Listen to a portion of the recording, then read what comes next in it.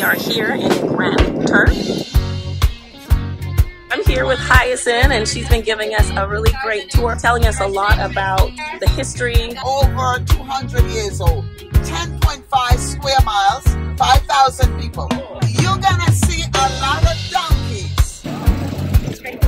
Okay. Everything is important. The oldest church on the island. So we welcome you all to Turks and Caicos. Okay. We love you all.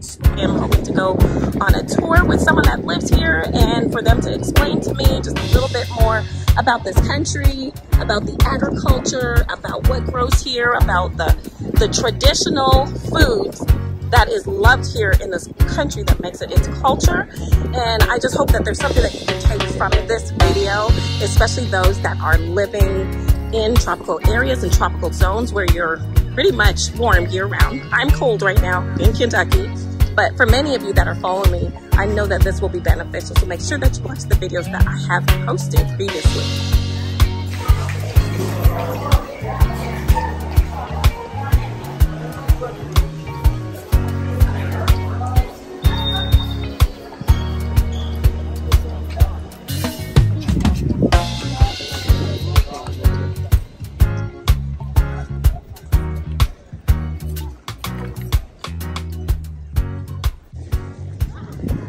Something that you all may not know about me, or you may, I am very adventurous. I love to travel, and I love to eat foods when I travel. That is one of the most important things when I travel. Actually, it's probably the most important thing when I travel. So if I travel somewhere and the food ain't good, I'm usually not liking that visit. Now, gardeners, now you know that it is important to protect your skin. And it's very, very important to protect your skin when the weather is very, very hot. You've got to protect it from the UV rays. And so I just want to show you a couple of things that I'm using while I'm out here in the Caribbean, because my arms do become irritated by the sun. So I'm wearing this thing. It is not the cutest, I know. But I know how to be cute if I want to. But this, getting an irritating rash on my arms, is not cute. So I'm using this for today because it is very hot. And then this thing attaches to my hat and it clips on. Here, let me show you. All right, so here it is, and it just covers you all the way around. It may not be very fashionable. My daughter did say I look like a beekeeper and laughed at me, but it's all good. My skin's gonna be protected because I know I'm gonna be out here for many hours. You can remove it as you saw, but I will put the affiliate link in the description, so in case that you need that, especially when you're out there gardening and you're outside for hours. I'm usually outside for 5, 6, 8 hours. You need to protect your skin. You may not want to take this on vacation because it's not fashionista, but you got to protect your skin, especially when you're gardening. You're on Grand Turk, right? And then there's another little one called Salt Key. Now, this whole area that we are driving through, this here used to be the former U.S. Air Force Base. Yeah, this was the Air Force Base from Florida. The base was established in 1953 by the United States government to assist, 1953, to assist with the space program. But I believe after technology evolved, right? They had no more need for this base, so they left in 1982, gave the whole property to government. Now, the buildings were in good condition when they left, right? But over the years, no, when they left, they were in good condition, right? But over the years, with many hurricanes, we had some major ones.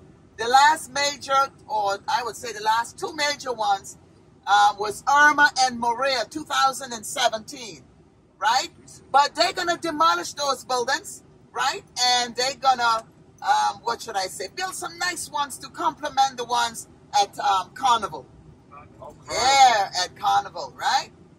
Okay, now I mentioned earlier that we are still a British colony. Okay, so we have a governor that lives on this island, right? We have a governor that lives on this island. Okay, and this is the first time we're having a lady governor, right? Wow. Okay, Yes. right now over there to the left. You see that house way in the back there? Right, that's the governor's house, yeah, or Waterloo. It is called Waterloo.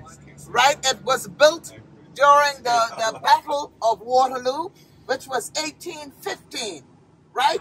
So that house is coming up on 209 years old. So it's very, very old, right? But it went through a lot of renovations and restorations over the years, okay? So it's very beautiful inside, but they preserve the historic look of the old building. Now, most of the Grand Turk is very, very old, right? Grand Turk is over 200 years old. So it is the, I would say, the oldest of all the islands, right? Now, the Caicos Islands, they are modern islands, okay? Over there, you see that that picture there? Yeah, that is a look of the renovated governor's house. I have a question. Yes, go ahead. How did Turks and Caicos get its name? Okay, I am about to show you the indigenous Turks head cactus, right? That's, yeah, the indigenous Turks head cactus. That's, yeah, the cactus plant, right? That's where the Turks got their name from. And I'll tell you the Caicos, okay? Okay, here to the left, right here to the left, this is a replica of John Glenn's capsule. You know John Glenn, the American astronaut. He splashed down, when he went in space, he came down near to Grand Turk, about 7-8 miles off of Grand Turk, right? Now the original, yeah, no, that's the original capsule, right? Is at the Smithsonian Air and Space Museum in Washington, D.C. So that's just a replica. We are Turks Islanders. We are British citizens, but we are called Turks Islanders. Okay? Now, when Columbus came, 1492, he met an abundance. Yeah, but you know, he didn't discover it. He didn't discover it nowhere because he met people there. Okay. Right? He met people there. But when he came 1492, he met an abundance of that Turks head cactus. Right? And he said it reminded him of the Turkish hood. Oh, the Turkish hood. Yeah, the Turkish hood. Right? Yeah, that's from Turkey. So that's why he called these two little islands the Turks Islands. Right? Now, our original people were the Taino Indians and the Lucayan Indians. Right? So a word, Kayahiko from the Lucayan, right? Gives us the Caicos name, and it means a string of islands. Kayahiko means a string of islands. So the Caicos are a string of beautiful by nature islands. Those islands attract a lot of celebrities, right? So we have celebrities that go to the Caicos Islands, or like Oprah, or before Prince died, he has a mansion there. A lot of NBA stars, so, you know, celebrities, they would buy up those little keys and they would develop them. Now, our commercial center, or our unofficial capital, is one of the Caicos Islands called Providenciales. Providenciales? We say Provo, right? But it's called Providenciales. You all know about Lisa Ray? Lisa Ray, an American actress. She was married to our first premier for the Turks and Caicos, Michael Mizik. Yeah, she was married to him. So she did a lot of public relations for Turks and Caicos. That's how a lot of people get to know about Turks and Caicos. But the marriage didn't last too long. So that's the island that she lives on. So Grand Turk is not a true representation of what Turks and Caicos might be, right? This is just a pinch of it. The island is 10.5 square miles, and like I mentioned earlier, 5,000 people, right? You're gonna see a lot of donkeys. We used to make sea salt many years ago. Yeah, there's one there, right? Many years ago, we used to make sea salt. So the donkeys, they were the transporters of the salt, right? They were the transporters of the salt to the boats. So they were used also as, you know, as chores for other people, but mainly to transport the salt. Okay? But what happened? There's no more salt, right? There's no more salt industry. Although we had it for 300 years, and it was the Bermudans right? The Bermudans that came down to make salt, right? From back in the 1600s. So after other countries got involved, right, we were not able to compete with other countries. So what happened? Our industry collapsed. The donkeys, right, they are unemployed, right? So they are on retirement. They have no retirement home, so they just wander all over the place. They are not protected. No donkey burgers. Can donkeys reproduce? Yes. They can? Oh my God, so that's all they've been doing all day. They have nothing to do. They have nothing to do. Okay? Reproducing. Yeah, they have nothing to do. But now our main industry is tourism. So we welcome you all to Turks and Caicos. Okay. We love you all. Right? Besides tourism. So Tourism and fishing. Okay, fishing. Right, that's so your we main crop. export like the grouper, the red snapper, Yes. the conch, and the lobster. Right? Now you're not gonna find no lobster right now because this is our winter. Right? We are not cold, we don't never get cold. Right? But then the sea is rough. Everything is imported and expensive. Right? Everything is imported. We don't grow anything on the island. Okay, this is what people come for. Right, they come, but the water, you see, the water isn't good. This time of the year, it's rolling like this. Okay, but you know, scuba diving, that's the main thing on the island, and I would say all over. You can see, yeah, and it's warm. I'm here with Hyacinth, and she's been giving us a really great tour around the island of Turks and Caicos and telling us a lot about the history and everything about the island. But I wanted to find out just more specifically, because I garden, just want to find out about more of the agriculture. Do people garden here? And, you know, it's an island, there's a lot of sand. Like, so how does that work with food and vegetables, fruits, just all that kind of stuff? Okay, like for our fruits, vegetables, and everything that we eat is imported. Okay. Everything is imported on Grand Turk. Okay. Right? Now, in the Caicos Islands, they grow a lot of fruits and vegetables. Right? But not enough to supply to the other islands. Okay. Right? But since COVID, the government given like farmers $20,000 grant. $20,000 grant. Okay. Right? So they can produce more to supply to the other islands. Even them, although they grow their fruits and vegetables, they still have to import a certain amount of food too. Okay. Okay? Now, on Grand Turk, there's nothing grown. But then again, too, if we have like natural springs or a lot of water, it doesn't rain that much here. Right? Okay. It doesn't rain that much here. But there are a few persons too that have low gardens. Right? But you know, whatever they grow is for their personal consumption. Okay. Right? Just for their personal consumption on the island. But no fruit trees. You might find somebody with like a like a lemon tree. Okay. Probably an orange tree, a mango tree, right? Which will take, I would say, years to grow because the ground is infertile. Okay, so that's just about it.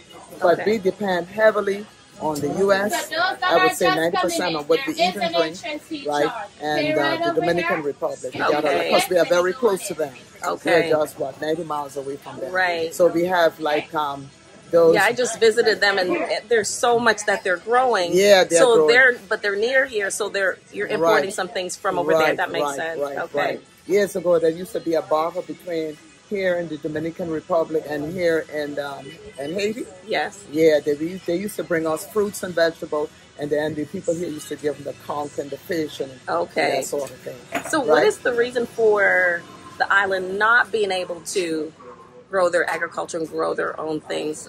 Well, like I said here, the ground is infertile. The ground is infertile. Okay. Right, on here.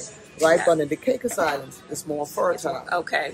But I guess we were a bit lazy. Okay. Right, but then again, COVID exposed a lot of our weaknesses. Oh. Right. That's worldwide. Yes, a lot of people got into gardening. That's how I got into it. Yes. As well. And I was just like, oh my gosh, I need to know these skills. And then now I'm working on my ground because my ground was not very fertile. Same thing. Yes. So that exposed a lot of stuff. So now, like you said too, there are a lot of people Yeah. right? Provo that they're planting or, you know, their own little crops in the backyard. Yes. Right? And the government is giving that $20,000 grant. To do that. Okay. Now they can produce more, but I guess it was, you know, the one generation, they came up and they see everybody getting stuff from the U.S., so everybody became relaxed. You know, relaxed and so dependent on you all until COVID came. And then we suffered. Right. And Right. And I mean, even with where you're saying the ground's not fertile, a lot of people in the U.S. use raised beds if they have backyard gardens. Raised beds. So they grow on top of the soil. They get these little containers or boxes like metal or build wood. Square boxes, and then they put a lot of the soil in there. So, but they have to build it. But here, people living here would have to import that soil and all that material, and it's already expensive to buy. That's right. So it would cost a lot. It would cost a lot. Yeah. Yeah. No, so that's how it is here. Yeah. You know.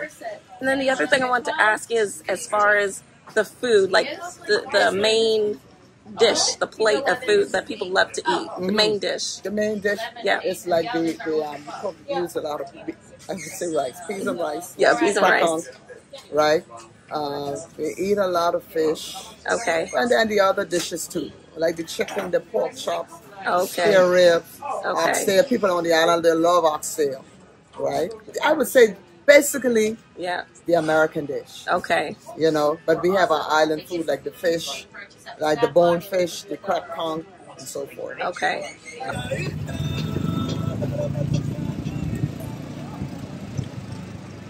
How many donkeys are there on the island? You have about 200-300 donkeys on the island. And you said they're roaming free. Like they're roam free. They are not.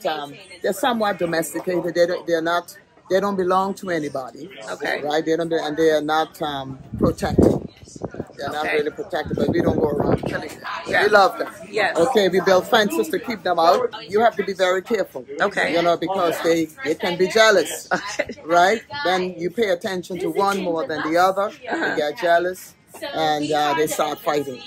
Oh, wow. Right? And I saw them kick, you know, one or two, I would say, gas or toes. Wow. Okay. You know, so that's why you have to be careful. Okay. We have an animal pond not too far from here. Okay. Right? Years ago, that was built like to keep them off the streets. Right? But we had one or two, I would say, persons that were responsible to get them off the street, but they were being paid to do so. Right? Okay. So they turned it into a business. They would put them in and take them out, you know, so they had to discontinue them. Right. That's why they roam all over the place. But they served a purpose. Their purpose was to transport salt.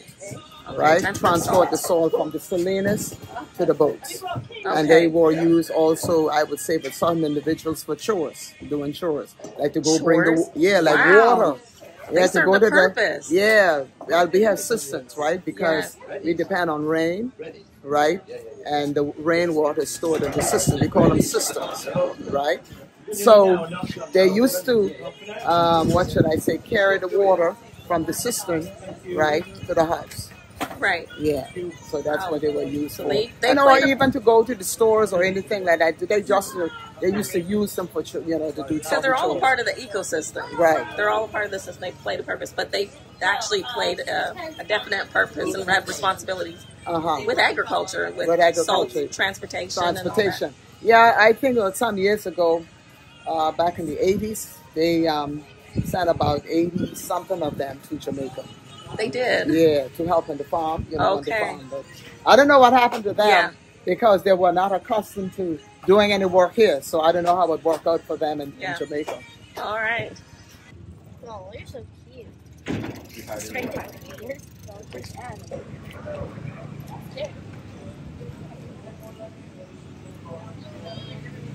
It's an Anglican church. See the name right here, St. Thomas Parish Church, established 1823. The oldest church on the island. Oldest church, right? That's our basketball stadium, and basketball is the most popular sport on the island. All right, this is the only high school on the island. We send our kids there now? Yeah, they got kids there now. It's the only high school on the island. Uniform. Right, and they wear uniforms. And it's the oldest high school in Turks and Caicos. This one was established in 1921.